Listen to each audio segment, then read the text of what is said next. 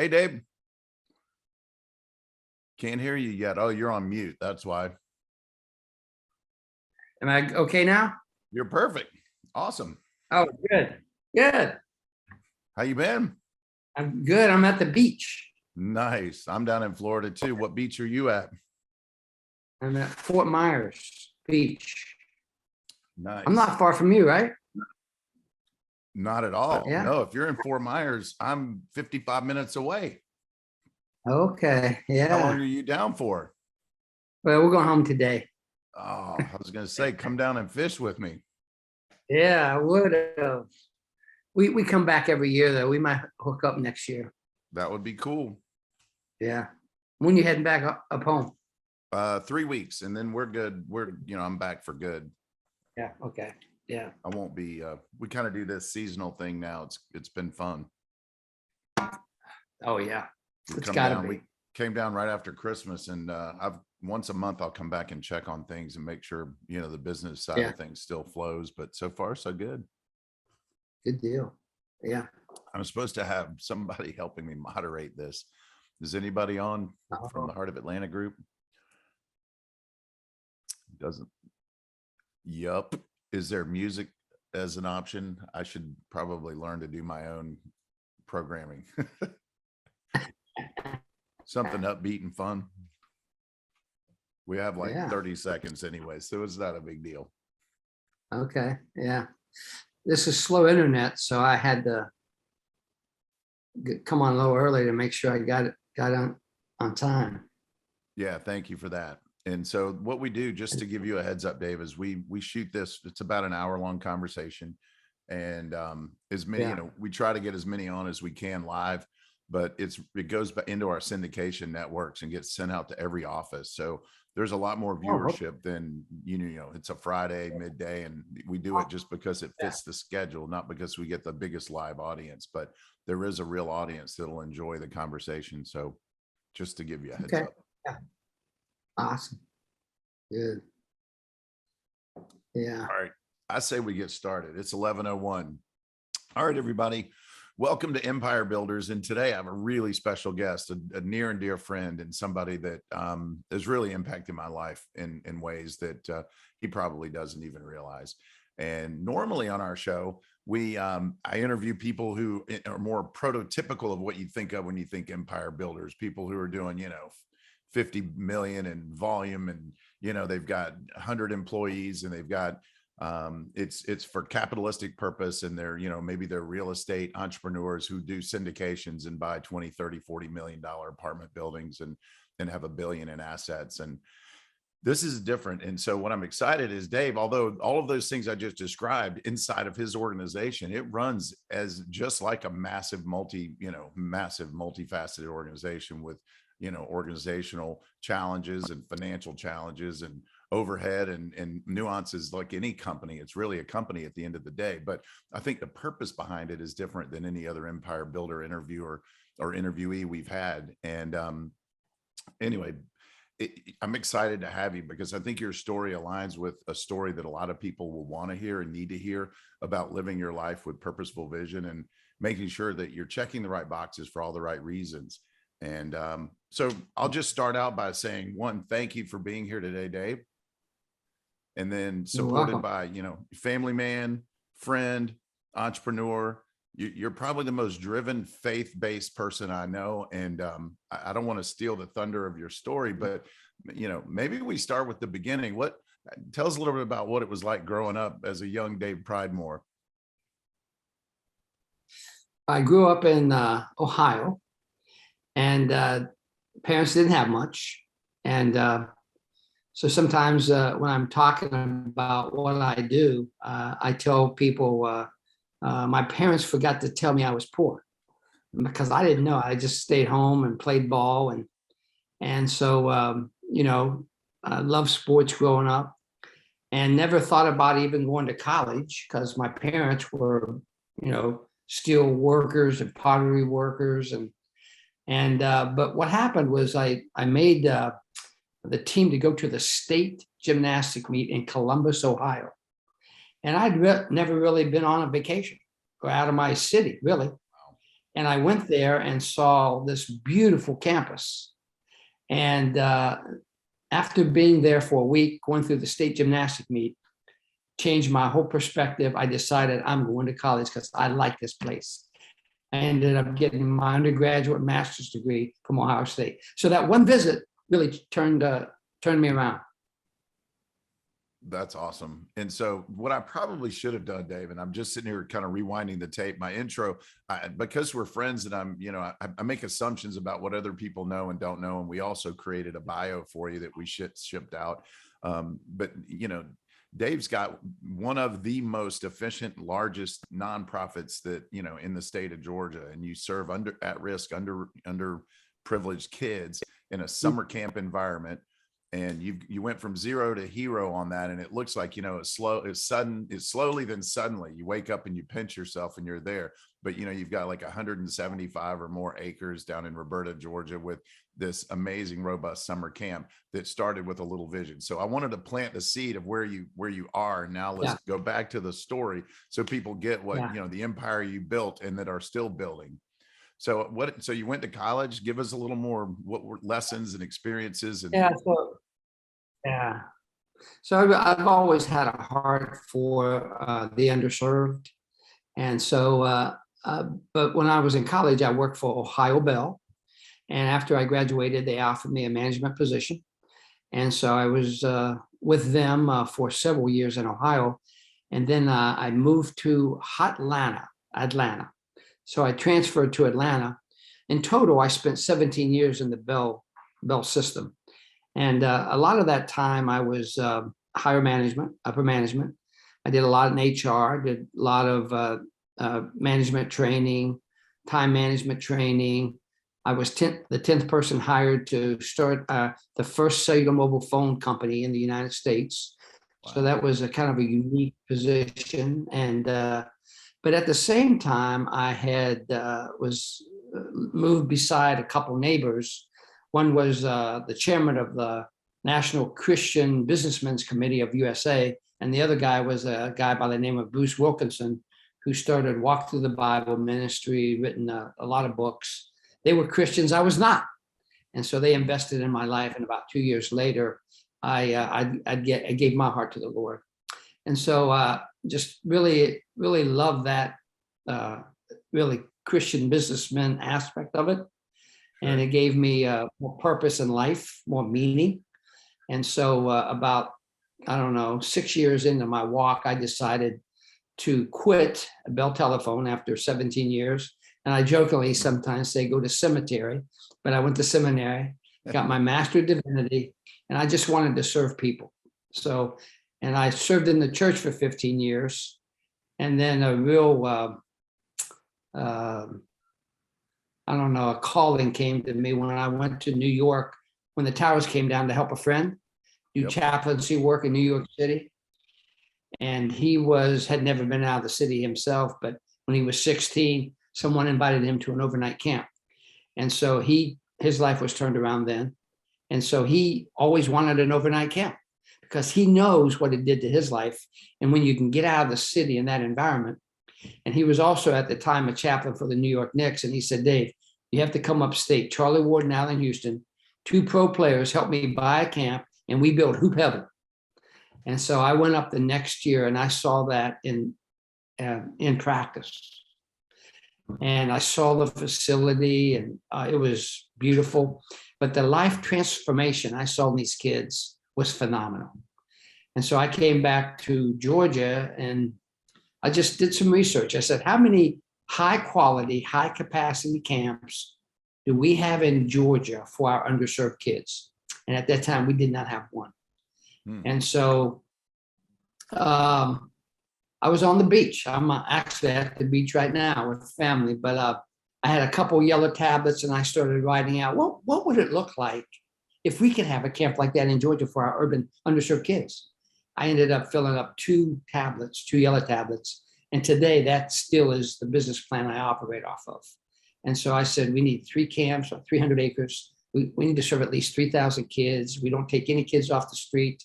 There are so many organizations in these inner cities working with these kids. but they could never afford to take them to a nice camp. So I partner with, I have right now 59 partners in 29 cities. And we take about 1,300 kids a summer. And so over the years, we've taken 12,000 kids. So, but that's what God called me to do. And so what was funny, Rick, I had always thought, well, I'd never run an organization. I'd never raised money.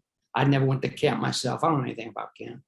So I was trying to find someone to take this business plan and go do it. But I realized that God wanted me to do it. And so the way I do things is when I knew it, he called me to do it, I just quit my church. I said, I had a verse that he gave me. It's in 1 Thessalonians 5:24. It says, faithful is he who has called you, and he will do it. And, whether you're a minister like I am, and God calls you to something, or you're in business and God calls you to go do this thing that's been on your heart and the passion you've had for years, another word for risk is faith. I stepped out in faith. Others take a risk. High faith, high reward, high risk, high reward. And so that was 17 years ago. Do you believe that? 17 years ago. And we do have 300 acres. Yeah, that's and we're amazing. working for 3,000 kids. Yeah. So I understated your No size debt. there from my last thought of how many acres. 300 acres is a tremendous compound, and what a beautiful place. I've been many times. So let's rewind the tape just for a minute and unpack what it was like to go to the Twin Towers. I mean, everyone watched it in absolute shock, and that it didn't seem fathomable or real. What was, just for a moment, share what was it like to be there and in the midst of? Well, yeah, it was just a real solemn time, especially when we went down into ground zero. And then we spent, you know how New York normally is. Everyone was sitting on their doorstep, everyone. And we would go through and we would just talk to people. We would pass out Bibles. We went to all of the police department precincts and the fire department precincts, and we talked with them. We passed out Bibles to everybody. And it was, it was 2 weeks of just from morning till night, intense ministry, right? Right. Working with those that were in ground zero as well. And so we were in and out, and it was just it was surreal. And, it was just, to me, it was kind of a sad feeling. Just everybody was sad, but everybody was working, but everyone was open to hear about God. Okay. So we had great conversation 2 straight weeks. Mm-hmm. Yeah, that's cool. And everyone deals with trauma and grief differently. I know in some ways I kind of shut down. I protect my emotional energy by and I don't know if it's not good or bad. It just is. And so and I also try to seek meaning when things happen. That was a hard one to really source a purpose behind, what's the silver lining or the lesson or the opportunity. How did you see people handling it, or how did you help people handle it? Well, I think the reality of death hit everybody, because they could have been in that building. They could have been around that building, right? Yeah. And so for the first time, collectively, you had everybody thinking about, it could have been me, right? And so the conversations we had were, that's one thing that everybody's going to experience, death, right? And there's an answer to that. There is a thing called eternal life, right? And so now more than ever, people who maybe never thought about it before, they wanted to engage in a conversation, right? So all we did was tell them what the Bible says about eternal life. So we did that from door to door to door. And everybody wanted to engage. Yeah, trauma definitely. So that's how we speak. Yeah. Mm-hmm. So the coolest part of this story is you made a contact with a fellow, I think, in that process, that had the summer camp outside of New York City. And you were born, a vision was born in your heart and mind that, hey, I want to be part of something like this where I live. And you came back to Atlanta, and in the construct of how you envisioned it, you weren't able to find it. So one day, you started scratching, notes, and you let stream of consciousness kind of take over. And and your logic brain, I'm sure, for what it, the infrastructure might look like. What was the next step after you filled up 2 yellow pads? Well, I typed it up and put it in a nice booklet. Stay organized. There is a verse in Habakkuk 2:2. It says, take your vision, okay, and write it down and make it clear so that those who read it can run with you. I like that, right? Wow. So, and then I think what happens too is my years of training at Bell Telephone kicks in.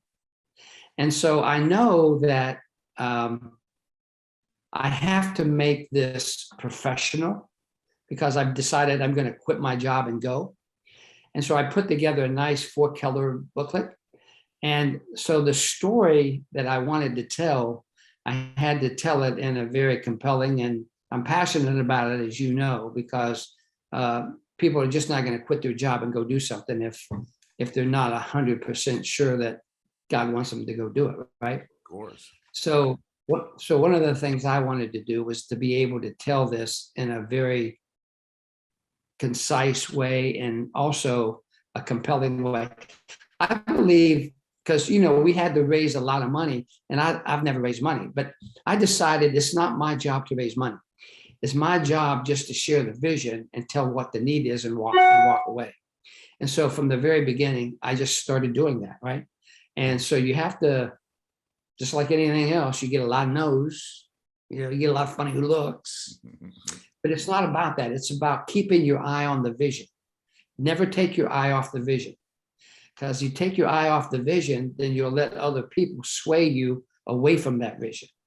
And that's one thing I've never done, because what happened is I saw it, and I saw it working. And if it could work in New York, it could work in Georgia. And so, and actually, when you take talents and passion and you put them together, like if you cut me, I bleed sports. I love sports. I love helping the underserved, and I love sharing the gospel. So those are the 3 things I love. So this was right in my wheelhouse, right? The only problem is there's a lot of things I had to do that I'd never done before, like raising money, having meetings, talking to guys and gals, and so, but it doesn't really matter. If you think you're not skilled in certain areas, but you have a passion in you to go do it, God will provide everything you need. He doesn't necessarily want the people who have all of the ability, right? He just wants you to have a heart to follow him to go do it. And so that's all I figured I'm going to go do. I know he's called me to do it, right? There's a verse in Ephesians that said, you are God's masterpiece. You were created in him for this calling, for this good work. And he prepared this before the foundation of the world for you. So just walk in it. He doesn't say run, doesn't say strive. He says, just chill out and you just go do what I say. The results are not up to you. They're up to me. And I'll you just got to be patient and they'll come. Okay. And so I started with that kind of mentality. Yeah. So it's a tremendous vision. I will say that, and tremendous passion. You always carry that, so rewind the tape then to Dave. When I met you, you were renting a camp in North Georgia. I think it was Cleveland, near Cleveland, Camp Strong Rock, maybe. And yes. What were the early days like? You've already admitted that you had I love that you. So I'll just restate one lesson that I've already made some notes. One, get clear on what you love and make sure that it's really in your heart. There's a saying that I like to use: a committed heart cannot be denied. And so one is make sure your heart's committed, and you figured out what the 3 things you're most excited about: sports, serving the underserved, and then sharing the gospel. And those parlayed into a vision for next steps. But gosh, then I really almost can't imagine then waking up the next day going, what do I do first? Like, you want to build a camp that serves 3,000 kids. You've got a backyard and you live in a house and, near Dunwoody, I think, or Roswell. And So give me a little of the first few days. And all this, by the way, I hope everyone gets that all of the things you're doing, that if you align whether it's for profit or not for profit, the steps are the same to succeeding at a high level and bringing the right people along with you on that journey. Yeah. It's all about purposeful vision that people can attach to and personalize and get excited about with you, because no one succeeds alone. But so early days, give us a thumbnail of what that looks like. Well, I know you win with people, right? So you have to bring people along. And here's another thing that I found over the years, there's a lot of folks out there that have a vision, and their vision parleys with yours. So you're not only fulfilling yours, you're fulfilling others too, as they come alongside you, right? But those early days, I knew one thing. It's about kids, it's not about buildings, right? It's about getting the gospel into their heart, letting them know how much God loves them. And so I remember going and trying to raise capital at the same time I have to raise money to get these kids to this camp that I'm renting. And so I started, my first camp was going to be Frontier Town. I had Frontier Town, Hoop Town, and Extreme Town. I'm going to build all these on 300 acres, right? But I got to start somewhere. So I started with Frontier Town, right? So the first thing I need is beds, because it's overnight camp. So I'm going to build this Wild Wild West fort, right? And so I had this mock-up done and what was in my head, and we drew it on this. I think I may even have given you one early on, and to show you what Frontier Town was going to look like. Sure. But the biggest thing is I went up, I couldn't find, it's hard to find a camp in the summertime that you can rent for 8 weeks. You just can't do it, right? That's when camps make all their money. Yep. Well, I have found a new camp up in Cleveland, Georgia, and they had not even finished their cabins. It was their first year. They had no customers. I happened to find them, and I paid like $90,000 to do 5 weeks of camp. I had to give him the money up front. And but by 4 years, he had me down to 2 weeks because he's starting to build his program. So I knew I had to have my own, right? Yep. And so, yeah, so then I started the quest of trying to find the land, because it's like a domino. When you're starting a new something, there's the first domino you got to knock down. And that is, you got to have land for me, for the capital side. Mm-hmm. So I found the land, and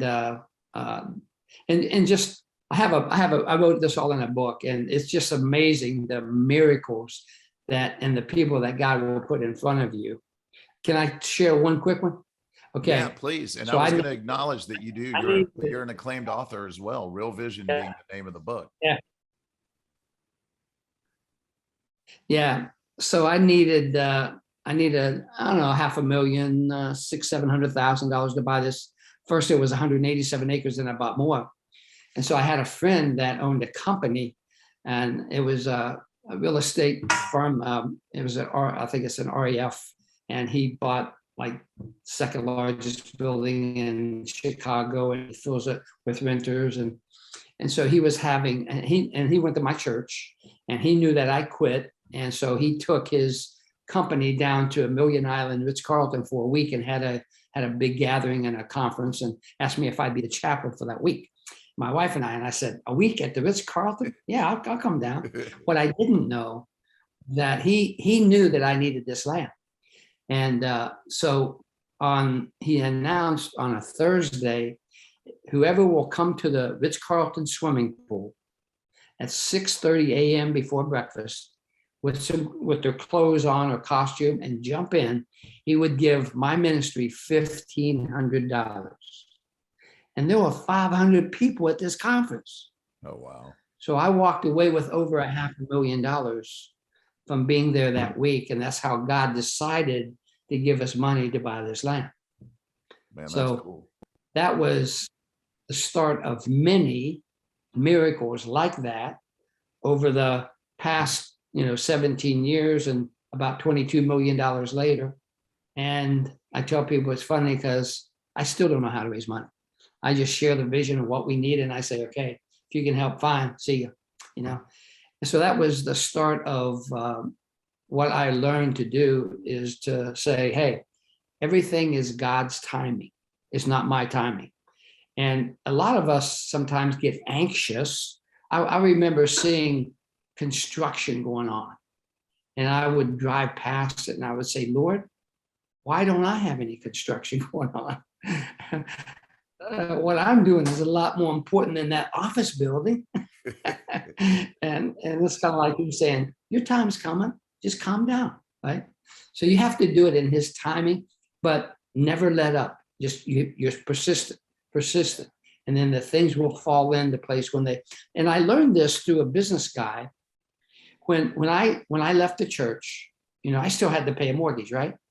So I said, how do I don't want to go asking this guy for 25 to support. I don't like to do that, right? So God gave me the idea, go to 10 people, ask each person for 10 grand, put 100 grand in the bank and get started, go. So I said, that sounds good. So I went to 10 people, but there's one guy, he was an executive at General Mills, and he and I were good friends, and his wife owned a chain of Fazoli restaurants. And so I could call him and get lunch tomorrow, but for some reason I couldn't, it took us a month and a half to get together. So I finally got him, and we sat there and I showed him my book. And I said, Frank, I left the church. So I'm asking 10 families each for 10 grand. I was wondering if you and Jan could be one of those. And then he kind of looked at me and went like this. And I thought, oh no, I made him mad. And then he raised his hand and said, Dave, isn't God's time perfect? I thought, no, I didn't think so. I wanted to get with, he said, how long have we been trying to get together? I said, a month and a half. He said, my wife is selling the Fazoli restaurants, and she sold one in South Carolina. Dave, and just last night, we were asking ourselves, where do we tithe and give this $10,000? So he said, Dave, isn't God's timing perfect? So, that was good for me early on, because I learned a lesson. I'm going to depend on his timing and not mine. That way, I'm not going to get frustrated. And so he teaches us lessons along the way. Yeah. And so I love your demeanor is so perfect for, raising funds and awareness and for your passion for the vision. But I know you chop wood every day. You wake up every day. This isn't just a pastime and something you take passively. You're a go-getter but what you're good at is you create invitations to take a look at vision. You don't ask. There's a difference. And it's much more compelling. And there's a saying out of the book, a statement that Susan Scott in Fierce Conversations, it says, no one denies their own truth. And the only way for someone to express their truth is for them to actually respond to, their own inner heart or their thoughts. But the easiest way the most direct path to getting that is to ask really compelling questions and share something that's, you have this way of making it non-committal or not. It doesn't feel like a responsibility or obligation. It's more of an opportunity. And you ask often, but in very strategic, thoughtful ways that never feels, there's no expectation. And so as much as you say in God's time and when it does, man, you wake up every day chopping wood like few people I know. So what does it look like in your world to stay motivated? Like, there's got to be days where you just scratch your head and things don't go left instead of right. I think I stay motivated by remembering the past times. Okay.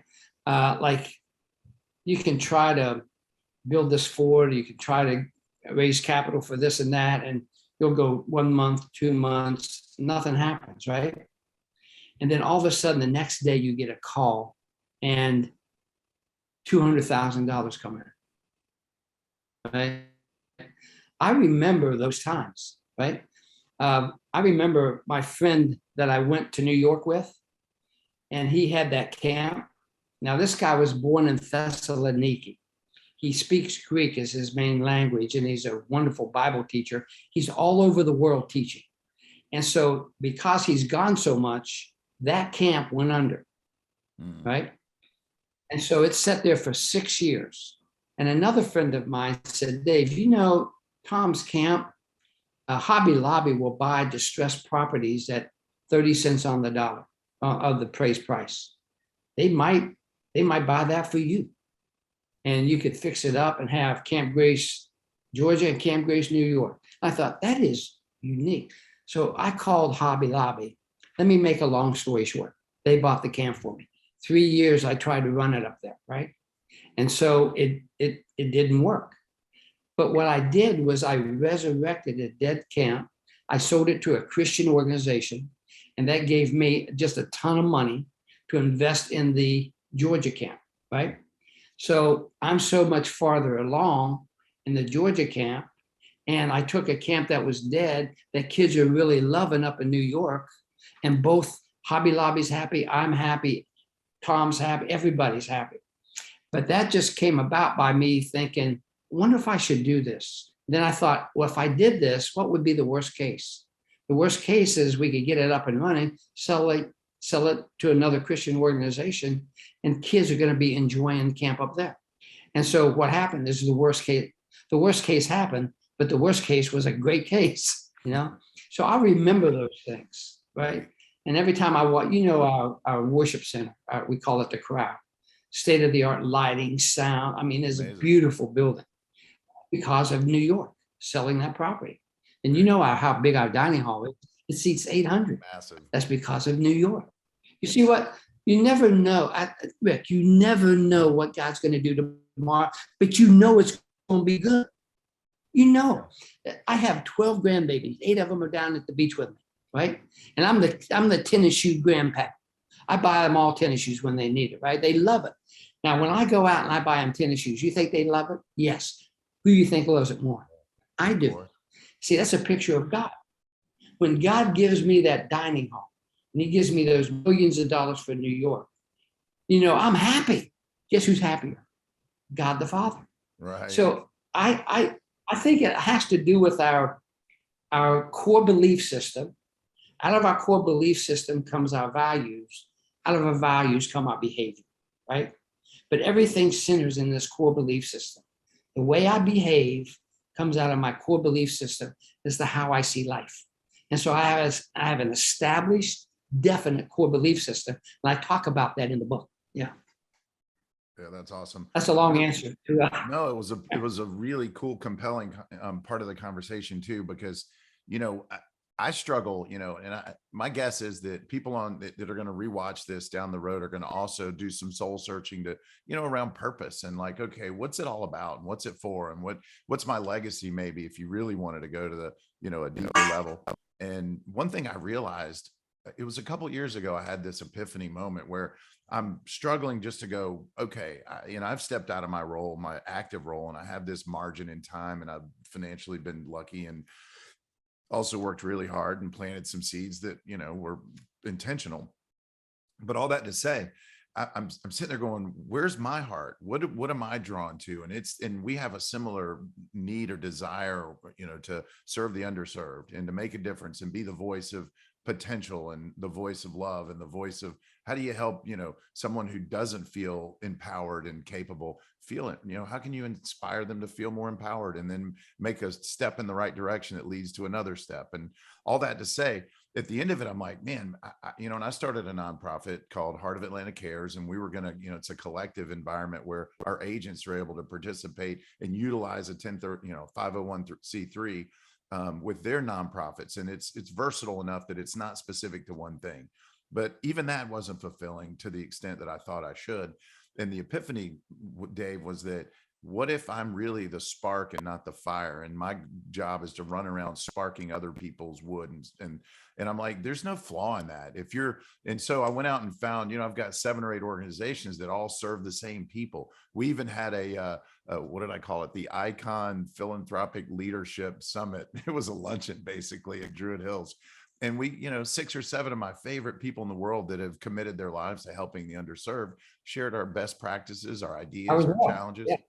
And it was cool. And I'm like, I can live in that space. So I don't want anyone to feel like they have to quit their day job to go start, build an empire, for higher purpose. Although if it's in your heart, you should. But at the same time, you can be part of another, moment in time. And here's an example, by the way, of that spark. You called me. The first time you reached out to me was, I think, in 2002 or 3, maybe 4, maybe. It was before 05 because I was still in the in-town office trying to open the second office in Midtown for Keller Williams. Yeah. And I get a call, and it at the time it seemed very random. And what people don't realize too is the power of intentional energy around. So most people have heard of the reticular activator. Are you familiar with the term? It's where there's, I am. when you decide, you make up your mind, you want something, your subconscious brain tries to solve the riddle and find it. And so I did a vision board 4.5, almost 5 years before. And in the category of philanthropy and serving people, I crafted, I didn't know what it was, but I knew who I wanted to serve. And that was the biggest step, I think, underserved, at risk, inner city, give them a leg up, maybe an entrepreneurship center, maybe a dream center, maybe something that creates a collective positive impact. And I went for 4 years, almost 5 years. I think I was maybe even a month or two short of my fifth check, and I checked off just about everything on the list, Dave, except that box. And my prayer was the same every day. It was an Andy Stanley prayer that said, God, just give me the wisdom and then the courage to act on it. And I think wisdom, we all have a collective wisdom and an energy, and they call that, your subconscious, your sonar, call it whatever you will, spiritual, guidance. But the wisdom, the courage to act on it is the bigger step. But I remember you called me and you said, hey, I'm Dave Pridemore and I've got this idea. And I'm not asking for anything. I just want to share it with you. You may know someone who would find this story compelling and interesting, and you might want to share it.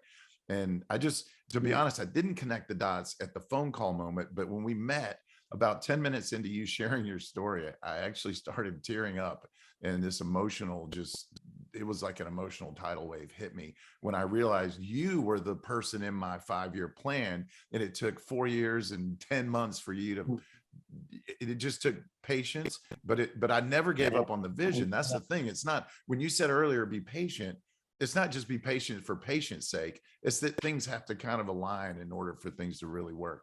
And the magic in your story is, I remember you telling me kind of I need about $500,000. And, I went from this emotional energy of, oh my God, I get to serve this. And I'm so excited to, oh my gosh, I don't have $500,000. I might have 10 grand if I really scraped, my tithing bucket. And, I was early in my career. And long story short, the next day at a leadership meeting, I was unexpectedly invited to share. I mentioned it to Kay Evans that night, and I was so excited about our potential to, maybe even as a company, to help you. And she opened a door that was unexpected to each of the offices. And over the next few years, you traveled to each office, and I think we each, contributed somewhere between $0 and $25,000 to build a cabin. And I think we raised somewhere in the mid 400, almost $500,000. And as a group, and I've gone too long other than to say, sometimes it's not me, it's a we story, and that your vision is just one, but it might be a critical step in the we story. And if you don't do it, the we story might not happen. And I know that it was higher powers at work. And if it wasn't me, it would have been somebody, Dave. They would have stepped in. But I was blessed with the opportunity to be that next step guy to make, to share the good news. And you deprive someone of that, by the way, when you steal their thunder by not giving them the space to make a decision and lean into that opportunity. So thank you. Yeah. Well, I remember that story, and see, that is one of those God stories, I think, in my book, where it's another miracle, because Kay said, no, you can't speak at these meetings. We don't do that. But we would have everybody wanting to do that. Yeah. And then she got something caught in her throat, and she said, Rick, can you share about this camp thing? Now, see, that is all to me, that's just all of God. And that little thing right there developed into Fort KW. And that's why I call it, because it's one thing to be successful and contribute some funds to something you already see successful. It's a different thing to contribute $500,000 to some dude's vision, and you don't really know him, right? Yeah. And so you guys, all the KW people in Atlanta, they trusted me with this vision, right? And they contributed, and that's developed into this huge, we're going to be the largest camp in the United States for at-risk kids, probably by 2030. By 2025, we'll have 3,000 kids a summer. And that started with that, really. Yeah. I didn't have a cabin. You guys built the first cabin. Right. How many beds are in Fort KW? How many beds do we have in Fort KW now? We have 300 in Fort KW. And then we have another bunkhouse that sleeps 200. So we have 500 beds on 300 acres. And it's just amazing what God's doing out there, and Yeah. we don't want to stop growing. Yeah. I mean, you've got it all too. I mean, I don't know that, Yeah. folks that haven't been down in the, I'm sure there's an open invitation to come visit too. Just reach out to you and we'll type in contact info Yeah. later if you're interested in contributing or visiting or just in being physically a part of this experience, because it's really a game changer. It's life changing. And you've got, ropes courses, you've got an Olympic weight in pool, you've got the blob in a pond and a high, you've got give us, what does it look like today? And what is the value? Just because we're talking empire builders, what do you think the tangible value of what you've constructed there is? You mean the monetary value? Just curious. Yeah. Probably 20 million. But the neat thing about it is we have no debt. We don't owe a penny to anybody. Wow. And so I just believe that if God wants it, he's going to build it. If he doesn't want it, then we don't want to build it. And so that right now we're working on a 15,000 square foot learning center. See, our kids, 39% of them that come will not graduate high school. And so we're going to have a STEAM program as an elective, and we're going to put them in this big learning center. And they might take, like a kid might take some robotics. Well, he won't get it finished, but he can come back 5 to 6 weekends during the course of the year, and he can finish his project. Now, I'm not here to try to teach them reading, writing, arithmetic, but I'm here to inspire and motivate them to a point where they can graduate high school and then maybe go into something. So just broaden their horizons, give them some, I almost want to put the word inspiration on this building, because that's really all I want to do. I want our kids, when they leave Camp Grace, I want them to think they can walk on water. We work on confidence so much. And we say that this has got to be the closest place to heaven on earth they'll ever experience. We've had 12,000 kids in the 16 years. We've only sent 6 home, and we will not send you home no matter what you do. Yeah. Because you're too valuable. Yeah. That's beautiful. How do you, so we how get do you some rough attract, kids. how do you attract and keep talent? I bet that's one of the bigger obstacles or struggles. Yeah. Really, now that we've been doing it so multiple years, we hire from within. I've tried to hire without, but the culture that we've created, you see, we're not really a camp. We're a mission organization to the underserved kids of Georgia. We happen to have a thing called a camp that's a tool, right? Mm-hmm. And we have 59. We actually are now in Birmingham and in Florida and South Carolina, they are hearing about us. So the folks that come on, they may come on as a CIT, and they may go into college and come back as a counselor. Like I've got my director was a counselor from college. My I guess you call my web guy and my media guy, marketing guy. He graduated from Tennessee. They were just phenomenal people, and they love what we do, right? So we hired him. My assistant director was a kid that came up the same way. Everyone we have, they came up as a counselor, and then they loved it. They wanted to come back, and so we would hire them. We believe if you're faithful in a little, you'll be faithful in a lot, right? So we give a lot of menial tasks, and then they just grow into them, right? And so there's no one on staff that hasn't come through that way. They know us, they know the culture, and they know that they're signing up to be a missionary. Yeah, they're not going to India, they're not going to Africa, but they're going to a spot in Georgia, and they're going to be ministering to these kids. Not just at the camp. We go out to the sites. Yeah. Yeah. And they love it when we show up because it reminds them of our camp. And then we bring them back in the fall. We bring them back for a recharge weekend in the winter. And so for $360, they have a whole week of camp and 2 weeks of camp. And now they're probably going to get more. And what's neat is we have a leadership training now, a counselor in training. If you're 15, some of our kids will stay 5-6 weeks at camp. Right. Because they'll do their teen week, and then they'll do 4 or 5 weeks of leadership training. Yeah. And the way I know one other aspect of what you do that's important is that, they come for a week of camp, and then you've got some recharge revisits, but you've got partners in the communities that they live in that stay in touch and communicate. and keep the positive momentum flowing for the following year or in between. How does that look? Yeah. Um, that was in the original plan, to have partners. We call our partners our heroes. Like God's called you to do the ministry he's called you to do. He's called me to give them something they could not otherwise afford. And he's not called me to go into the city every week, every day, and work with them, right? Right. So follow-up was too important to us. And so that's why we don't take any kids off the street. And it is working really tremendously because now we have a partnership. So much so, when I started this, I thought, okay, my primary ministry, and it still is and my only ministry is to the kids. But guess where my ministry is developed into? Leadership training for our leaders in the inner city. This fall, we're going to have our first leadership summit. And so, see, if we invest more in the leadership, that just helps the kids more. It helps the ministry more, the community more. And I believe it'll help the state more. But the speed of the team, as you know, is the speed of the leader. So if the leaders are struggling and they need just some talent, some training, some inspiration, and I just finished, like, if you're in the inner city, Rick, and you're going to the schools trying to help the kids, you're going to juvie trying to help the kids, and you can't even afford to go on vacation, man, that's stressful. So we saw that years ago, and we just built 4 new houses, 3-bedroom, 3-bath, laundry room, fireplace, back porch overlooking a lake.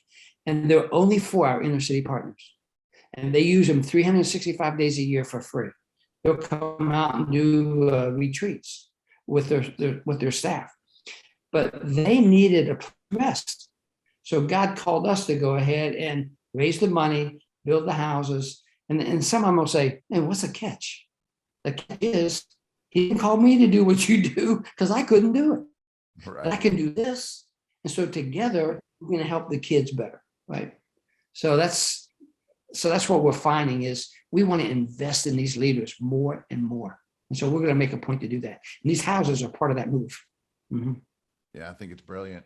Speed of the leader, speed of the pack is kind of what you said. That's the way I've always heard it. And, you're only in the law of the lid. It's a John Maxwell, truthism is that, you're only as good as your weakest link in your leadership. So that's brilliant. And it's just the right thing to do to raise leaders, because they lead and you create concentric circles that give you more impact and around like you said, the city, the state, and the globe.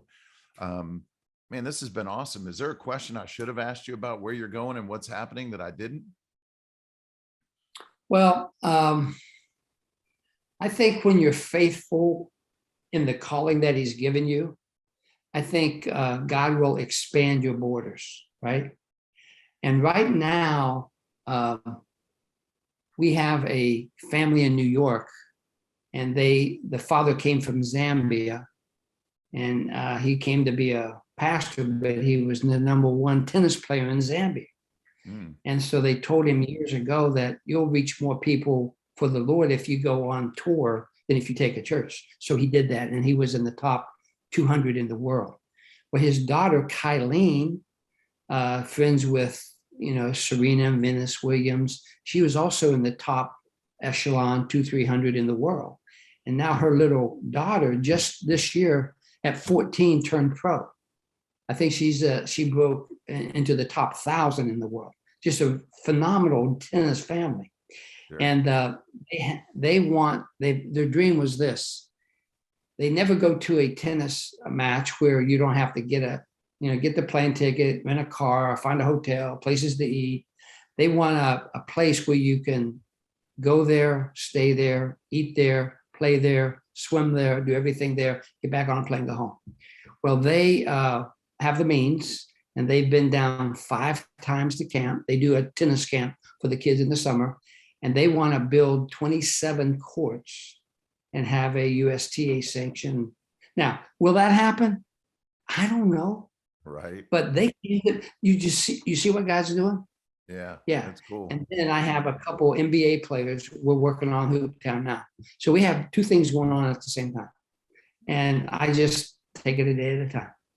Right. But wouldn't it be great to have 7,000 kids by 2025? 2030. That's my dream right now. Yeah, it's game changing. Mhm. And the key again is that you create an environment and passion and vision, and you've got evidence now. And real faith is doing something without any evidence. It's just because in your heart. And so at this point, you've got enough momentum that it's the validity of and the stability of who and what you are and what the camp represents. It's pretty firmly entrenched and planted. But I met them actually the last time I was at Camp Grace. It was I think last summer. What a great group of folks. What a fabulous family committed to using tennis as a vehicle to connect. I forgot you did meet them. Yeah. I did, man. They're cool, super cool. I'm excited by that whole potential. So just, let me just recap a few things that I wrote down today. And then, if there's anything you'd add as a closing statement, that would be awesome. But one is just, create a compelling vision and make sure others see it. So we all have thoughts, and I think a question unasked is a question unanswered. And so by having a compelling vision, you might create a pathway to good questions and connectivity. And without it, there's the black spark. I love the invitation versus asking for things. Just invite people to that vision. And if it's a fit, it's a fit. And one thing I've noted about you're unattached to the outcome. You're only attached to your part in the conversation and the mission. And so I love it. Get really clear on what you love. I think that's a big part of anything that you're going to pursue, especially the things that, it's easy to quit. It's easy to quit. Every day you can wake up and quit. And we're micro quitters by nature. And when I say micro quitting, you were going to go on a jog and then you just went, tomorrow. You were going to eat better, but there's a bag of chips. And so be careful of the micro quitting. But, when you're in a space where you love what you do and you're passionate and you recognize that it's not just an opportunity, but a requirement, I think you should treat it with the reverence that it deserves. The last thing you said, something else that's really cool, get really clear on your belief system, which leads to your value construct, and that'll ultimately trickle down into your behavior. And if you don't get the first two steps right, your behavior probably won't reflect the best version of you in pursuit of the things that your heart says you want. Is any final thoughts? Yeah. Well, one thing is I always believe the power is in the story. Okay. The power is really not in you. It's in me, but it's in the story God's given me. Right. So don't brush that off. Get your story down, the one that God's given you, or the passion you have to go do this and tell the story to people. You win with people, right? And I'm doing 30 luncheons this year because I started a campaign called, most of my kids are sponsored through companies like yourself, right? So I have 132 CEOs like you. They each sponsor an average of 10 kids. When you get to 3,000, I know I need 300 of you, right? So the campaign is corporate team, one mission. What's the mission? 3,000 kids by 2025. We are going to have 3,000 kids by 2025. We're not going to have it if I don't share the story. So I have 30 luncheons around the state. I'm going to be so fat by the end of the year. It's just so much fun. And you tell the story and you watch people and they get it. Yeah. Yeah, well, if it's not shared, it won't be reshared. So it's got to be. That's your job. You're just the mouthpiece of a bigger purpose. So that's awesome. How would somebody find you if they were curious about one of these lunches, or if they just want to connect with the story? Yeah, you can go on thecampgrace.com. Thecampgrace.com. You can order this book that I've written. And the reason I've written the book is to help people who have something in them that they know that they want to go do. Well, how do they do that? Kind of what we've been talking about today. I have 5 people right now that I'm personally working with in coaching, and they want to see their vision come to reality. And they're saying, Dave, what do I do? Kind of what you ask it. So if you go to thecampgrace.com, you can get the book, you can see what camp is about, use some bios of our staff. And also what's cool, Rick, is we don't just talk about things. Like we teach the kids, it's important to serve, right? God said it's better to serve than to be served.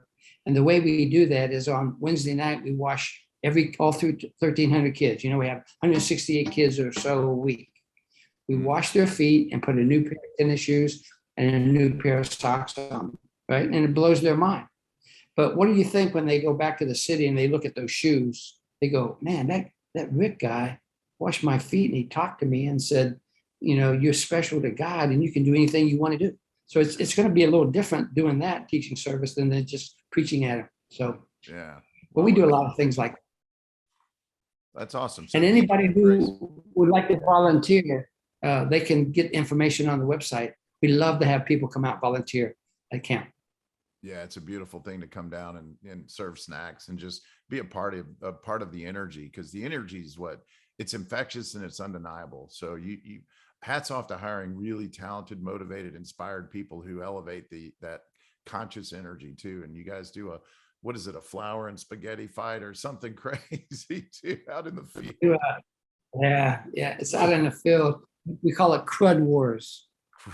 We throw, everybody gets wet. We throw flour, Roman noodles, oats, and they attack each other. I've seen it. I've never seen anything like it. It's just a blast, and it's such a cool. They love it. They love it. Yeah. The power of rituals, right? At the end of the day, you're creating stories that they can take home to keep inspired by and to share. And again, it's about that you can't give what you don't have away, and so you just have to recognize and help people recognize that it's inside them already. And so that's a beautiful thing. So thecampgrace.com, or was it org? I want to make sure we get it straight. .com. .com. Cool.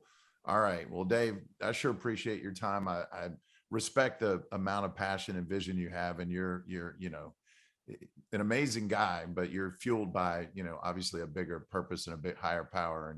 And, we all have it in us. And sometimes it just, someone like you makes it easier to recognize the potential that we all have. So thank you for that. Well, thanks for having me today.